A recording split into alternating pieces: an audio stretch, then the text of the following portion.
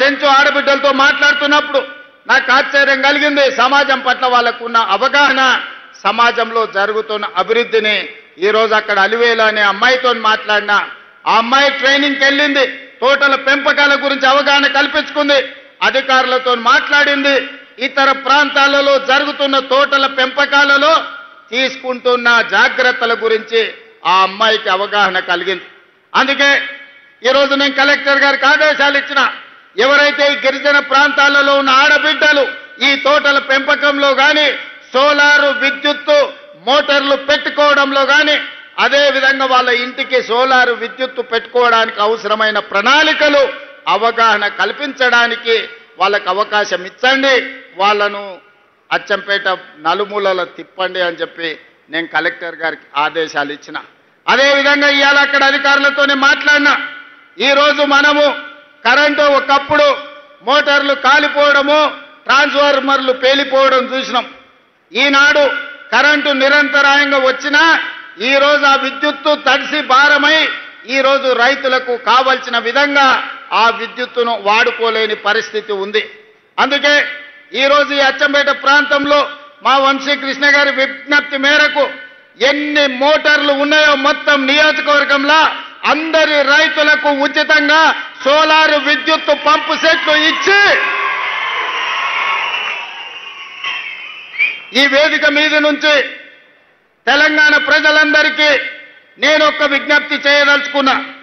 నా సొంత ప్రాంతం అచ్చంపేట ప్రాంతం, ఈనాడు ఏ రైతు కూడా విద్యుత్తు వినియోగాన్ని చేసే మోటార్లు కాదు, రాబోయే 100 రోజుల్లో ప్రతి రైతుకు సోలారు విద్యుత్తు మోటార్ను అందించి సోలారు విద్యుత్తు ఉత్పత్తి మోటార్లకే కాదు, రేపు భవిష్యత్తులో అదనంగా సోలారు విద్యుత్తును ఉత్పత్తి చేసి ప్రభుత్వానికి అమ్మే విధంగా ఆ ఆడబిడ్డలకు 3,000, 4,000, 5,000 ప్రతి నెల ఆదాయం వచ్చే విధంగా ఈరోజు ప్రణాళికలు రచించండి అని చెప్పి మా అధికారులకు చెప్పిన. అందుకే ఇవాళ అచ్చంపేట నియోజకవర్గాన్ని ఈ రాష్ట్రానికి దేశానికే ఆదర్శంగా తీర్చిదిద్దే బాధ్యతను స్థానికైన రైతులు, గిరిజనులు, ఇక్కడికి విచ్చేసిన వేలాది మంది రైతులు బాధ్యతగా తీసుకోండి. ప్రపంచానికే మన అచ్చంపేటను ఆదర్శంగా తీర్చిదిద్దుదాం. దానికి అవసరమైన నిధులనిచ్చే బాధ్యత మీ సోదరుడిగా నేను తీసుకుంటాను అని చెప్పి మీకు అందరికీ విజ్ఞప్తి చేస్తున్నా. సాగునీటి ప్రాజెక్టులు కావచ్చు, రోడ్లు కావచ్చు, కళాశాలల గురించి మా వంశీకృష్ణ గారు చెప్పారు. దానికి సంబంధించిన ప్రణాళికలన్నిటిని కూడా అధికారులకు ఇవ్వండి, అంచనాలు తెప్పించి వాటికి అవసరమైన మంజూరు చేయడానికి అన్ని జాగ్రత్తలు, అన్ని నిర్ణయాలు తీసుకుంటామని చెప్పి నేను ఈ వేదిక మీద నుంచి నేను చెప్పదలుచుకున్నా. మిత్రులారా, ఇవాళ ఆలోచన చేయండి. 2023 డిసెంబర్ 7 నాడు మనం అధికారం చేపట్టిన తర్వాత ఈనాటి వరకు దాదాపుగా తుమ్మల నాగేశ్వరరావు గారి నాయకత్వంలో రైతులకు 60,000 కోట్ల రూపాయలు ఈ రోజు రైతుల మీద ఖర్చు పెట్టినాం. అందులో 21,000 కోట్ల రూపాయలు రైతు రుణమాఫీలోనే ఖర్చు పెట్టినాం. రైతు భరోసా కావచ్చు, రైతు రుణమాఫీ కావచ్చు.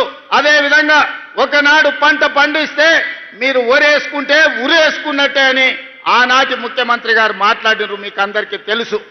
కానీ ఆయన మాత్రం ఆయన ఫామ్ హౌస్లో 150 ఎకరాలలో ఒరేసుకొని 4,200 క్వింటాలు అమ్ముకున్నాడు. సరే, దొరగారి పంట పొలంలో మరి బంగారం పండిందేమో నాకైతే తెలియదు, కానీ పేదలు పండించిన ఒడ్లు కొనను అన్నాడు. కానీ మన ప్రభుత్వం వచ్చిన తర్వాత మీరు వరి పండించండి, సన్నాలు పండించండి, మీకు గిట్టుబాటు ధరనే కాదు మీకు 500 రూపాయల బోనస్ ఇచ్చి రైతులను ఆదుకుంటాం, పండించండి అని అంటే మొన్నటి ఎండాకాలంలో యాసంగిలో 1,56,00,000 మెట్రిక్ టన్నుల మీరు ఒడ్లు పండించి దేశంలోనే చరిత్ర సృష్టించారు.